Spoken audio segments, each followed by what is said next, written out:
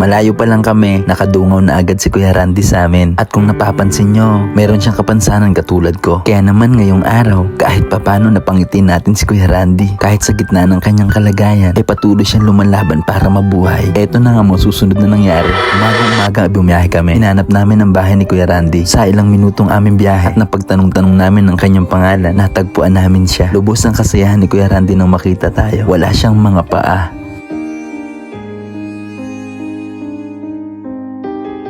Agad na rin ako pinapasok ni Kuya Randy sa kanilang bahay. At ito na nga talaga nagulat ako at bigla siyang umakyat sa bangko. Napakasimple lang. At meron din akong katanungan kay Kuya. Ang nanay niya naman nagwawalis. Habang nakangiti sa amin at kung pwede, sabi ko may interview si Kuya Randy. Tinanong ko siya kung inborn ba yung nangyari sa kanya. Sumagot naman siya ng oo. Baka sa mukha ni Kuya Randy ang kasiyahan. Yun nga lang, may kulang pero hindi mo mapapansin sa kanya. Kasi pinapakita niya sa atin na okay lang siya at masaya siya. Masaya naman po. Masaya naman kahit ganun. Oo, di ba?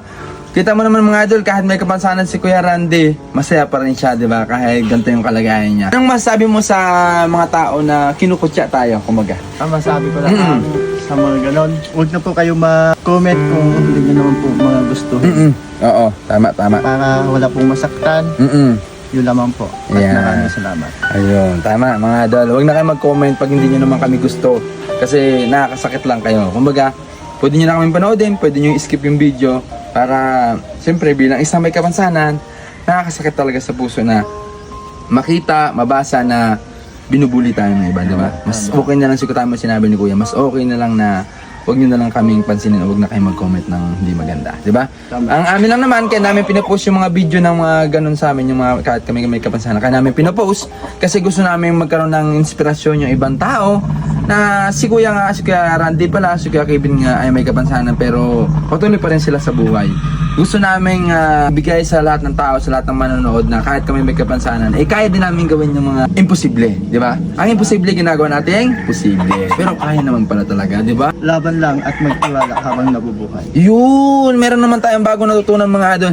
Laban lang at magtiwala hanggat nabubuhay. Dahil hanggat may buhay, merong Pag-asa. yun, lagi nating tatandaan yun mga idol. Grabe yung motivation na binigay ngayon ni Kuya Randy mga idol. Yan mga idol yung ating YouTube channel. Follow nyo din, subscribe nyo din yung YouTube channel natin mga idol. Nasa YouTube siya. Kevin Vlog din po ang ating pangalan. Kaya sana po suportahan nyo kami sa aming mga layunin na maging magpasaya ng mga tao. At Kuya Randy, ano pangalan ng page mo? Dahil pakipalo naman po, yung kamangyan niya mga idol, may as in yan yung kamangyan. Follow niyo siya mga idol tulungan natin. Meron na siyang 9.7k followers. Gawin nating 100,000 followers! Gusto mo ba yan, Randy? Oh, di ba nakakatawa si Kuya Randy, 37 years old pero patuloy siya nabubuhay. Kaya Randy, alam mo kung bakit ako nandito? Gusto kitang kahit paano matulungan sa abot na aking mga kaya. Sabi, maliit man o malaki ang binibigyan natin sa kapwa, ang mahalaga, nakakatulong tayo at pagpasalamatan namin. Dahil yun ang the best. ngayong araw, meron tayo bibigay. Ayan. Kaya Randy, ito ay para sa iyo.